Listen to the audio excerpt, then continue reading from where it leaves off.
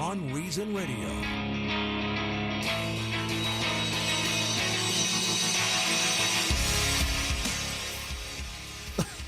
So I'm minding my own business. I know I'm starting out with a laugh here, but I'm minding my own business, doing some prep right before the show, and I go to Fox News, and I'm looking at another story, actually, and I just see this headline, and, you know, this is Beyond Reason Radio, so this headline is definitely beyond reason. Mm-hmm. So that means I have to share it with you. Of course. I mean, this is what we do. Here it is. I can't believe this is still like an issue. I can't believe it's still like a thing. But apparently it is. So Kamala Harris, here's the headline. Kamala Harris introduces Senate resolution saying the phrase Wuhan virus is anti-Asian. Okay. You know, they don't have anything else to do. Yeah. Nothing more important. Everything going on in the world, she's got a nitpick. Identity politics comes first, Tom Benson. That's right. Senator Kamala Harris introduced a resolution condemning anti-Asian sentiment as related to COVID-19, including use of the phrase Wuhan virus. The former presidential candidate introduced the bill on behalf of a number of Democrats to condemn all manifestations of expressions of racism, xenophobia, discrimination, anti-Asian sentiment, scapegoating, and ethnic or religious intolerance, and to expeditiously investigate and document all credible reports of hate crimes, incidents, and threats against Asian American and Pacific Islander communities in the United States. The resolution claims the study found over 400 cases of anti-Asian discrimination related to COVID-19 between February 7th and March 9th. Well, if we can't order Chinese food anymore, what do we call it? Nobody, except the extreme fringes out there. Nobody's stopping ordering Chinese food because of this pandemic. That's stupid. The reason why President Trump decided to call... Tom Benson can't stop laughing because it's so ridiculous. It is. The reason why President Trump called it the Wuhan virus is because he wants to blame China. Not because they're Asian. He's not blaming all Asians or all Chinese people. But he wants to blame the government of China, who, of course, is largely responsible for this. And we know this. That's why Trump is... We all know this is why Trump is doing it. Not to be racist. There's been pandemics in the past where we named it after where we thought it came from. Mm-hmm. The Spanish flu. What was it? There was another one a few years ago. There's been plenty over the years. Hong Kong flu back in the late... That was the one I was thinking. Yeah. Hong Kong flu. Now, why do they call it Hong Kong? But this is Beyond Reason Radio. I'm your host, Michael Yaffee, the voice of reason in a world that is beyond reason. We are on until 8 p.m. tonight here on News Radio WFLA Orlando. Of course, you can catch the podcast after the show anywhere podcasts are available. We're on Facebook Live as well. You can send me a friend request on Facebook, or you can like the Beyond Reason Radio Facebook page. Yes, I still have to talk about coronavirus. I want to discuss why this virus was a perfect storm against our economy and the best way to get out of this mess. Yes, I will lead us into the light, Tom Benson, or... Thank you, sir. I'll try. And Mr. Tom Benson, that's his voice in the control room that you hear right now. And how are you, Tom? I'm doing fine. In an hour and 10 minutes. An hour and 10 minutes. Next hour, we have an oddity that will never, ever happen again. Okay. Go ahead. Think military time. Okay. 8 o'clock hour is 2000 hours. Uh-huh. So 2000 hours will hit 20 minutes. 20 seconds. Oh, no. In the year 2020. Oh, no. So we'll have 5 20s in a row. 20, 20, 20, 20, 20. Oh, wow. Where's Barbara Walters when we need her? So what happens? I think it's a lot like when we changed centuries back in 1990 to 2000. Every computer in the world's going to fail. This is the real Y2K bug. That's right. That was just a fake. We were actually should have been prepared for this, but we're not prepared at all. So everybody's Zoom. What's going to happen is everyone's Zoom meetings and Microsoft Teams meetings are just going to shut down, right? That's right. Yeah. And it's just self-destruct or something. So get ready for the 2020 moment, an hour and 9 minutes from now. Should everyone drink like a 20 ounce of beer or something? That's right. You can celebrate. Okay, good. So I want to discuss here, and I posted this on Facebook earlier, but I was thinking a lot about where we are economically in this country because of the pandemic. It's been a big topic on this show, obviously, in the past couple of months. Mm-hmm. Mostly, though, we have been focused on the shutdowns. How the shutdowns, which were being forced a lot by governments, was crashing our economy. And that's true. And the good news is we're starting to get out of the shutdowns. And I think that was inevitable because people were not going to put up with it. And cops, the only way to enforce the shutdowns for long periods of time, people were willing to do it, like I said, for a month. After a month is when we started seeing a lot of people really against it. People were willing to do it for about a month, not anymore. The only way to enforce it then is to have the cops basically arresting people for going out. In the beginning, it was a little bit of a novelty. You know, you can work from home, you can wear your daytime jammies, and then at 8 o'clock put on your nighttime jammies. You know. Is this what you did, Tom? Are you just saying your life here? But they weren't going to be willing to enforce it anymore. Mm-hmm. It's kind of what's going on with the marijuana right now. The leaders just don't want to enforce the laws anymore. That's what's happening with this. They didn't want to enforce it. They don't want to enforce it. They don't want to see the images of people beaten down and arrested by cops for not wearing a mask or for going to the beach or something. People weren't going to put up with it, so we're starting to open up. That is good. But I have to warn people. I have to be real with you today. This is not going to get us completely out of this economic recession. There are always two sides to the economy. A little economic lesson for you. I know you all know this already, but you have supply and demand. You have the supply side and then the demand for the products. This pandemic affected both sides of this almost immediately. The supply side, the problems in the supply chain were cut off because of the shutdowns. But also the demand side was cut off because people were afraid to go out. People are afraid to do certain things. They're afraid of catching the virus. A lot of times in the past, recessions are caused by one or the other. Something wrong with the supply chain or something wrong with the demand side of things. But this was a perfect storm of both all at once. So the supply chains were all screwed up and the demand was all screwed up, all because of this virus.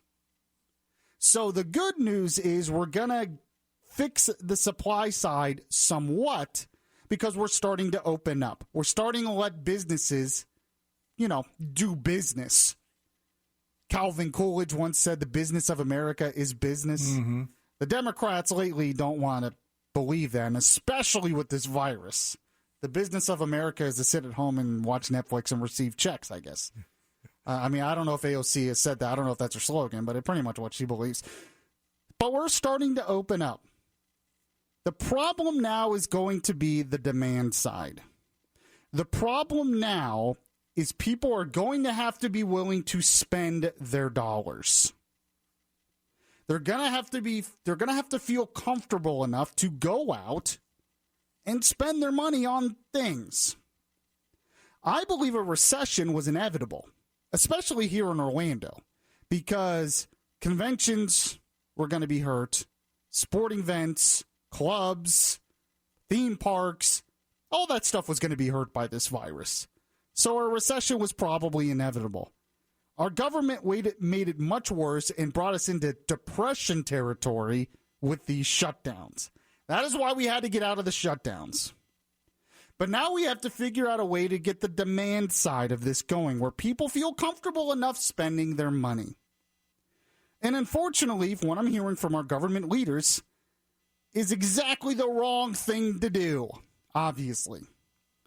I'm hearing from some Democrats and Republicans, frankly, President Trump said it, that the best way to boost our economy right now is maybe spending on infrastructure projects, these big infrastructure projects, because that'll get money going into the economy. It won't work. Not right now. Government spending has worked somewhat in the past with cuts and regulations and so forth. World War II is the best example.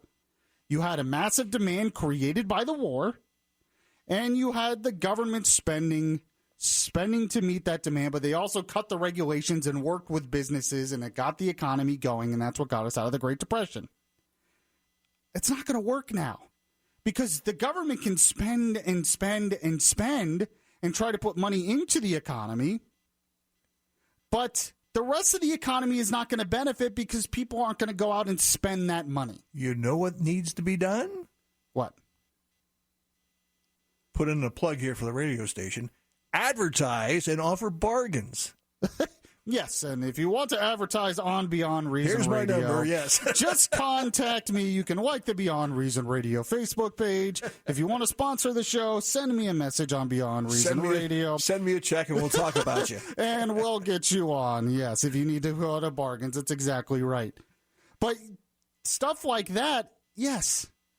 This idea that if the government just keeps sending out checks and the government keeps having these unemployment benefits and the government spends all this money on infrastructure or what else, that's going to get us out of this recession, it's not going to work because it's going to go to where they're spending it on, but it's not going to spread to the rest of the economy because people are still scared to spend the money. So we can help the supply side of this situation by making it easier to do business. That means cutting more regulations, which Trump wants to do, and cutting more taxes. So when we got things opening up, we need to make it easier for these businesses to do business, especially right now because they have a lot of regulations with the virus keeping their places clean and safe for their customers.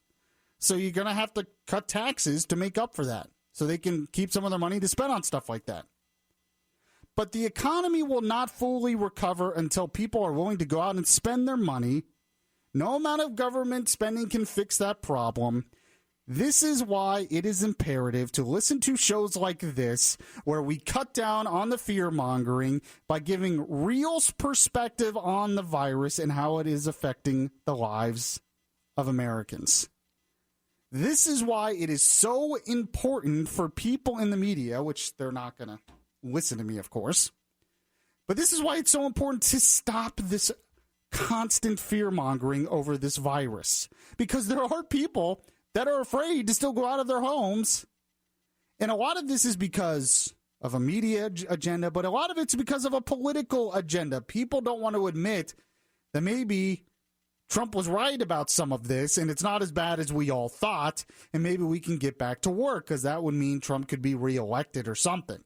Whatever the motivations are behind it, though, we need to give real information and real perspective to people so they want to go out and spend their dollars.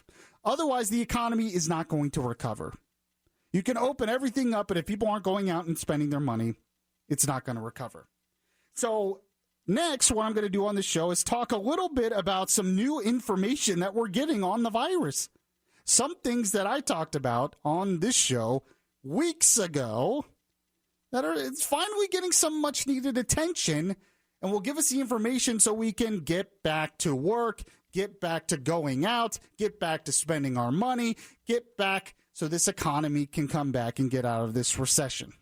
So we'll do that next and much more. By the way, we do have to talk about this whole controversy with the Susan Rice email that she sent to herself, conveniently send herself an email on the day of Trump's inauguration, basically trying to cover her butt. So we'll get to that and much more. This is Beyond Reason Radio.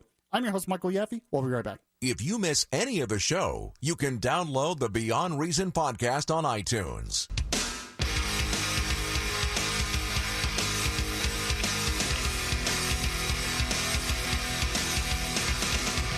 The voice of reason in a world that is beyond reason is back now. Yes, welcome back to the show, everyone. I am your voice of reason, your voice of truth, the conscience in your ear telling you the difference between right and wrong. Michael Yaffee here for Beyond Reason Radio. We're on until 8 p.m. tonight. Make sure to follow me on Twitter at Michael Yaffee. There's really no other reason to be on Twitter other than to follow me, because that site is a cesspool. That site, I was on it today and I was like, there's nothing but trash on here today. Some days are just not worth it. So, there, you look like you want to say something, Tom. Well, what site were you talking about? I got distracted here for a second. No, you were probably checking your Twitter. I was talking about Twitter. Oh, so no, I wasn't on Twitter. I was on something else. Good. It's not worth it. It's not worth it. Twitter is, you get depressed quickly on Twitter.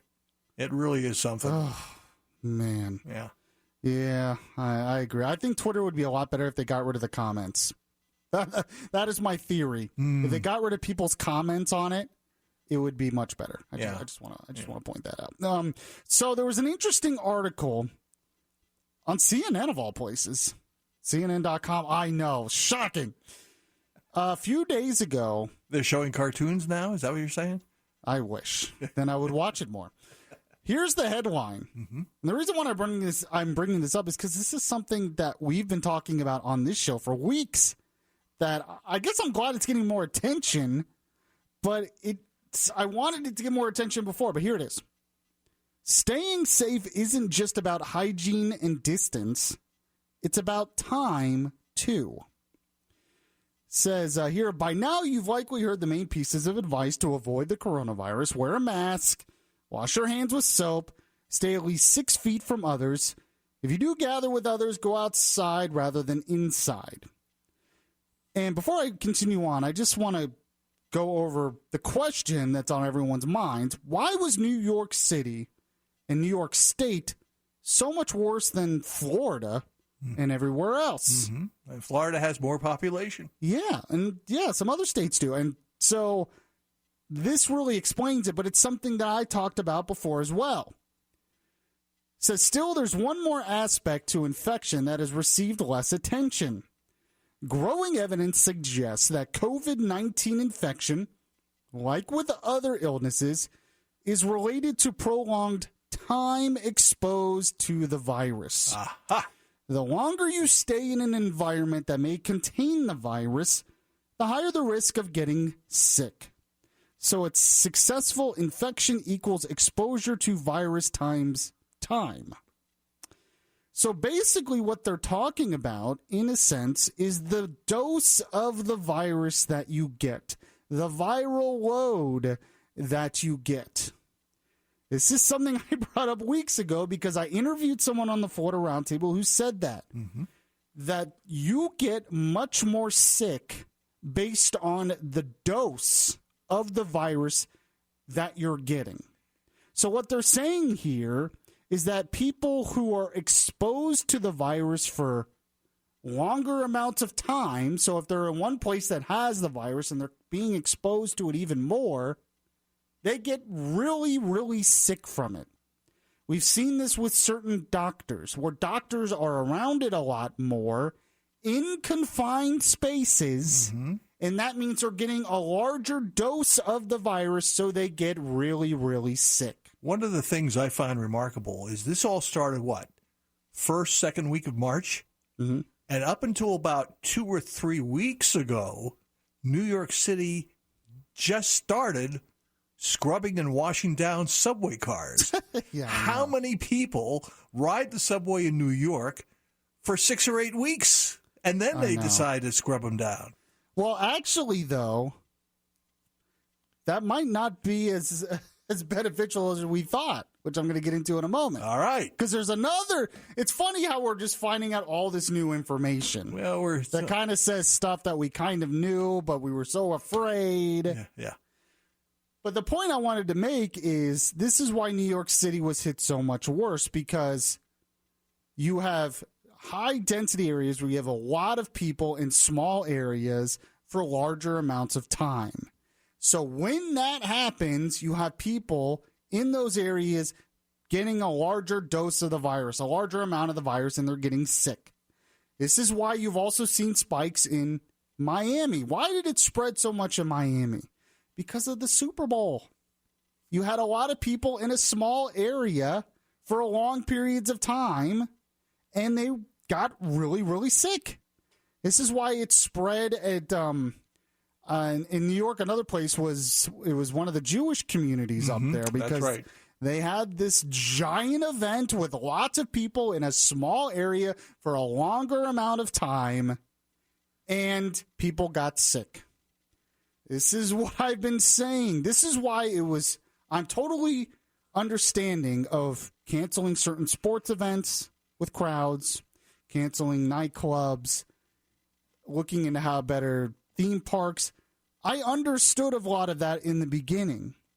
But I was always against shutting down everything because I didn't see the evidence that shutting down your mom and pop diner was really going to save a lot of lives because of what I'm mentioning here. This is why it was important to protect the nursing homes, because people were exposed to it for longer amounts of time, a lot of people in one space, vulnerable people in one space, getting a higher dose, so they get sick, and a lot of them die, unfortunately. Which goes back to another issue, which is, when does DeSantis get his apology for how he handled this? Because the media says Cuomo's amazing and DeSantis is terrible, but it looks like DeSantis was the one who was right. But it's important to know this information, because now we can move forward and figure out how to open things up and do business without people getting really sick and without us being afraid. I know people who are afraid of getting takeout food because, they might get the virus. The chances of you getting your virus from getting takeout is so low. It's practically nothing. But people are still afraid because they just hear all this stuff all over the place. Perspective says no. I think you're absolutely right, because whenever I always travel on a plane, I get sick afterwards. Yeah. Because of the enclosed environment, the recycled air, and who knows what you're breathing, Lots of people in a small area for a long period of time. You get whatever the virus, and this is true of most viruses. You get a larger dose, you get sick. It just makes sense. This is why New York was so much worse. If it weren't for New York City, this country, the numbers would be a lot lower. So I want to get to that other information you were talking about, cleaning the subways. We'll get to that next and much more. This is Beyond Reason Radio. I'm your host, Michael Yaffee. We'll be right back. If you heart Beyond Reason Radio, listen to the Beyond Reason Radio podcast on iHeartRadio. Just download the iHeartRadio app and search Beyond Reason Radio.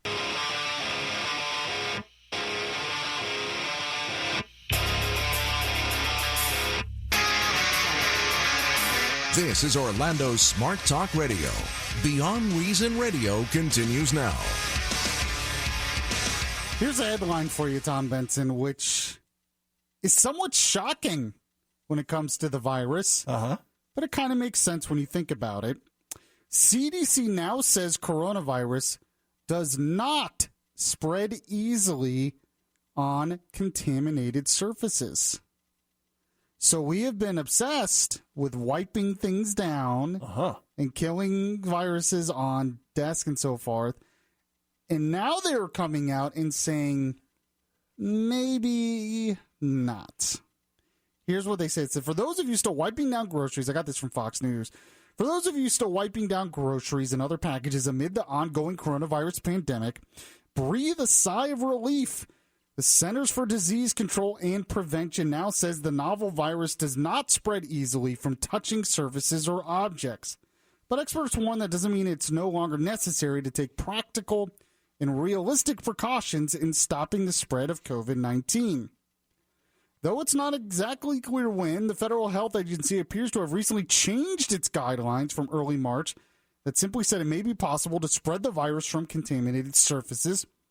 The CDC now includes surfaces or objects under a section that details ways in which the coronavirus does not readily transmit.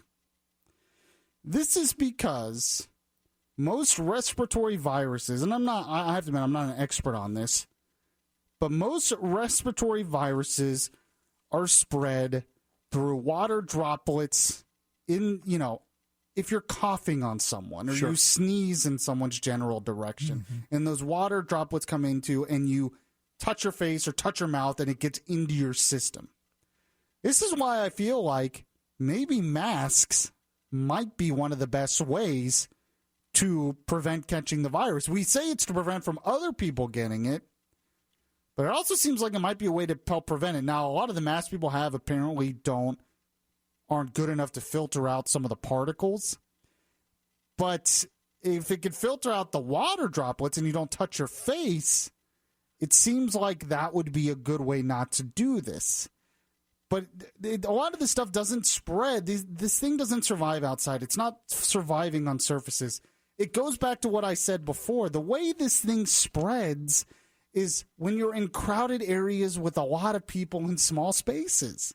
I keep going back to that, but it seems like if we could have just limited that would have been the best way to combat this without all this other stuff. And then, having people, workers in grocery stores have the plexiglass and the masks, all that stuff makes sense.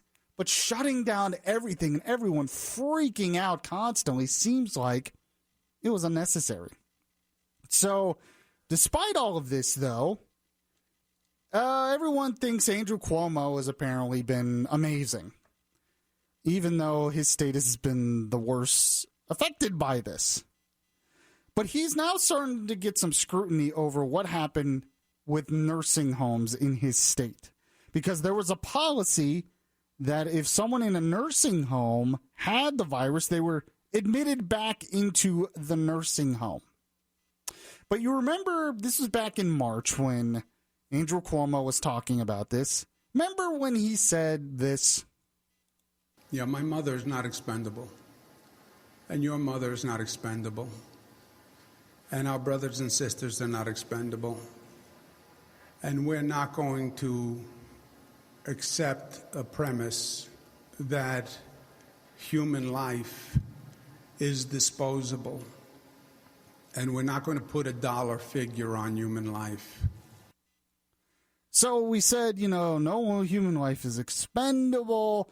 We're not going to put a figure. We're going to do everything we can. Except he didn't. He didn't protect the nursing homes. So he was asked about this. He says, who's responsible for this? What could happen? Who's going to be prosecuted for this if this was a problem? Well, here's what he said just a few days ago. Older people, vulnerable people, are going to die from this virus. That is going to happen, despite whatever you do. Because with all our progress as a society, we can't keep everyone alive, despite everything you do. And older people are more vulnerable. So now all of a sudden it's, you can't save everyone. They're more vulnerable. People are going to die. It's just going to happen. But it didn't have to happen here. It was easy to fix that problem. Don't put them back in the nursing homes. They say that close to 6,000 deaths now in New York were in nursing homes. And there's a bit of a controversy in Pennsylvania where the Secretary of Health there took I heard about this. her mother out of a nursing home and put her up in a hotel, and that's about as far as the extent went in protecting the others. Come on. But you know who was the one governor who immediately acted to protect nursing homes? Our own governor here in Florida, Governor Ron DeSantis. Really? Yes. There's a great piece in the National Review. It's exactly right. It says, when does Ron DeSantis get his apology? And they actually interviewed DeSantis, and it says here in the piece, very interesting. Remember early on in this, when I started the show, thank God our governor is DeSantis? Sure. Looks like I'm being proved more and more right by that, because he was right and he was not draconian and he was not in a rush to take away our liberty, but he did want to protect lives and do it the right way. It says here, DeSantis is bemused by the obsession with Florida's beaches. It says when they opened in Jacksonville, it was a big national story, usually relayed with a dire tone. Jacksonville has almost no COVID activity outside of a nursing home context, he says. Says their hospitalizations are down, ICU down since the beaches opened a month ago. And yet nobody talks about it. It's just like, okay, we just move on to the next target. He says the media didn't exactly have their eyes on the ball, is what DeSantis recalls. He says the day that the media had their first big freak out about Florida was March 15th, which was there were people on Clearwater Beach, and it was this big deal. That same day is when we signed the executive order to, 1, ban visitation in the nursing homes, and 2, ban the reintroduction of a COVID-positive patient back into a nursing home. So immediately what he did was worked to protect the nursing homes. Remember, I said, I think in the last show, that I really believe that this is going to be considered a nursing home pandemic more than everything. That's how history is going to remember this, as a nursing home pandemic more than anything. And it seems like the one governor who understood that was DeSantis. He said the reason why he did this is he learned from the evidence from other countries. He says he looked at South Korea's experience. I just thought it was so dramatic, the extent to which this was concentrated in the older age groups. I think the first real fresh set of South Korean numbers I looked at, I think it had no one like that. It was really dramatic. He says, then there was Italy. I think a lot of policymakers in the U.S. acted like Italy would happen in the United States. But when you look under the hood of Italy, there were huge differences. And there were reasons why that part of Italy fared poorly as it did.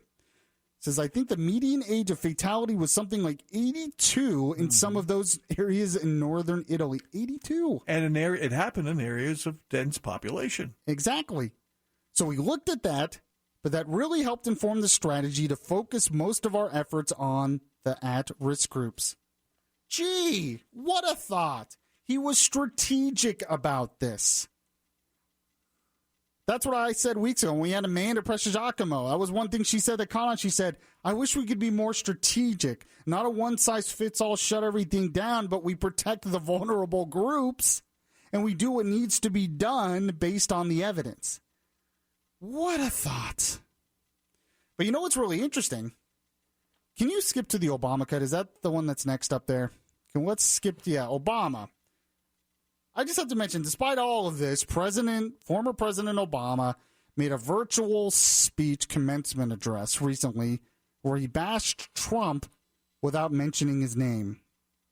But he said something that is very interesting that I don't think he realizes a good point he was making. It wasn't really the point he was making, but it's actually a good point when you think about it. Well, let's just hear. Here's what he said. This pandemic has finally torn back the curtain on the idea that so many of the folks in charge know what they're doing. A lot of them aren't even pretending to be in charge. Doing what feels good, what's convenient, what's easy, that's how little kids think. Unfortunately, a lot of so-called grown-ups, including some with fancy titles and important jobs, still think that way, which is why things are so screwed up. Now, to him, this was all about bashing President Trump. But the way I look at it is, you know what? He's right. A lot of the people in charge really don't know what they're doing. How about we give them less power? Obama's one of these people that wants to give the government more power, to take more control during a situation like this. When, the government usually screws things up. And maybe, instead of giving the government more power, maybe we should teach more personal individual responsibility and actually be a free society. Personal responsibility? I know. You have gone too far. It is beyond reason, isn't it? But it's funny to me that he doesn't realize the point he's making, but I agree. A lot of times that people in charge have no idea what they're doing. So let's give them more power? Let's have them take over the medical system? Let's have them shut everything down and arrest us if we're not wearing masks? No, thanks. Amazing how they don't even realize, it's just Trump who doesn't know what we're doing. If I was there, I would know what I was doing. Whatever. No, you wouldn't. It's the Democrat governors they have no idea what they were doing. Yeah. Unbelievable. New Jersey, New York, California, Michigan, Washington State, Illinois. It's just, it's beyond reason. Speaking of Obama, by the way, Obamagate, as Trump calls it, getting more attention. I do want to give some interesting perspective on that, but there is some new information about Susan Rice sending an email to herself about this. So we have to talk about that and more. This is Beyond Reason Radio. I'm your host, Michael Yaffee. We'll be right back. Listen to the latest episodes of Beyond Reason. Download the podcast at Spreaker.com.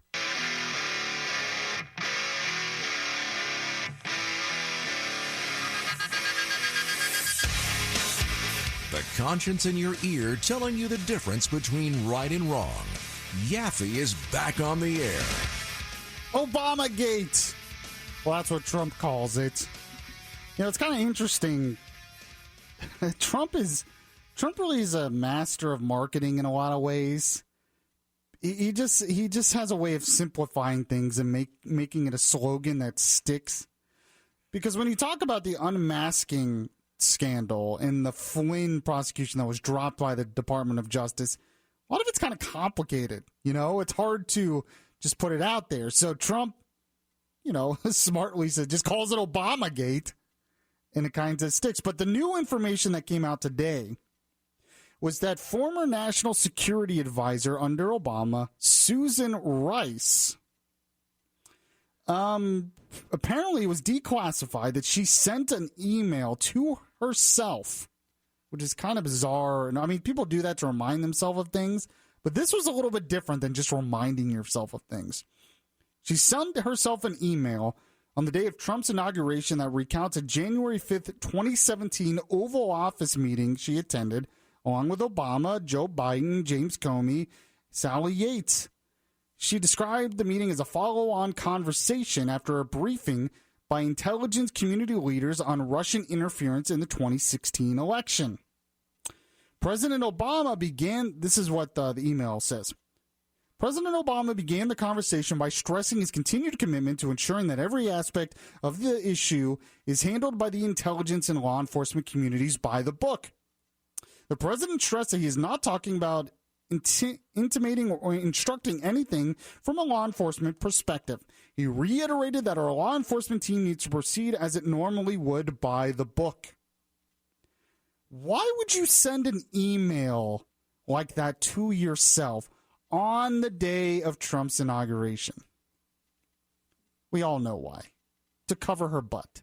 Because she knew that there's a chance this would be investigated later and someone would see that email and it would just conveniently be there and say, the left, which I've already seen a lot of people on the left do, say, oh, look, Obama's innocent of everything. Look, see? She said it in an email. It just seems a little too convenient, doesn't it? It's like she's guilty of something, but she sent an email saying, we're all innocent. Oh, okay, never mind. I know nothing. Move along. Yeah. What's really interesting, though, is she was asked about this in an interview in 2017, I believe, when Devin Nunes started uncovering a lot of this stuff. Uh-huh. And she was asked if she knew anything about the unmasking of the conversations of Michael Flynn with the Russian ambassador. Here's what she said.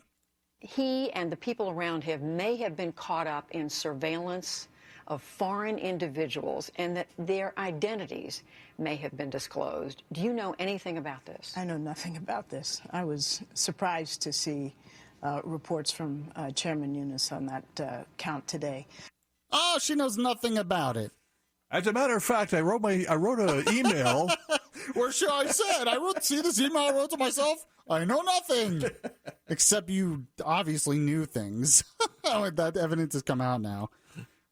Here, another person who commented on this, K.T. McFarland. She was the deputy national security advisor for a while, worked with Michael Flynn in this transition, was a part of some of the briefings, and she was talking about this whole Susan Rice thing, and I agree with her. She says this doesn't make a lot of sense. None of these things really jive or make sense. I mean, the email that Susan Rice wrote to herself, and she's saying, well, Comey said that there's nothing that Flynn has done yet to pass classified information to the Russians, but maybe he might in the future. Well, they know he wasn't doing it because they were listening in on all of his phone calls. That's what all the unmaskings were about. And then the second thing is that when Susan Rice writes this memo to herself, I mean, I was in that job.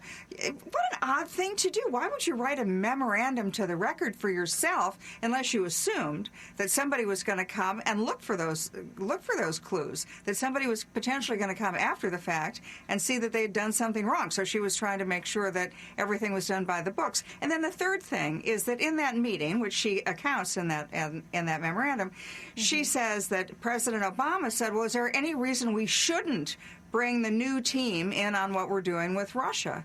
Well, as if that decision was being made then. I know 3 weeks before, General Flynn and I were in Susan Rice's office for the handover briefing, and every other topic was mentioned. North Korea, China, ISIS, all the other issues that were on the table, but they didn't mention anything about Russia. And yet they knew at that point that they were about to sanction Russia for election interference. So none of it really jives unless you look at it from the perspective of they knew they had done something wrong and now they were trying to cover their tracks. But maybe we'll find out something else. I mean, that's what it kind of seems like to me. I do want to mention, though, that it's going to be very difficult to find that Obama and Biden committed a crime. Even if they did something wrong, it's going to be hard to charge them with a crime. I'm just warning you for the future. Another person who basically says this is Bill Barr. He was asked about this earlier this week. Go ahead and play that cut really quick. Now, as to President Obama and Vice President Biden, whatever their level of involvement, based on the information I have today, I don't expect Mr. Durham's work will lead to a criminal investigation of either man. Our concern over potential criminality is focused on others. So a lot of people on the left and the Democrats accuse Bill Barr of being Trump's guy, just doing Trump's bidding. I don't sense that here. I don't think he would have said that if he was just doing Trump's bidding. I think it's kind of similar to the whole Trump impeachment thing. I'd said, look, even if Trump did some things you don't like, it's going to be very difficult to see that to charge him with a crime, to see that he actually did any kind of criminal activity. I think it's going to be difficult for Obama and Biden as well to find that they committed a crime. It's going to look really bad, and other people involved might have committed a crime.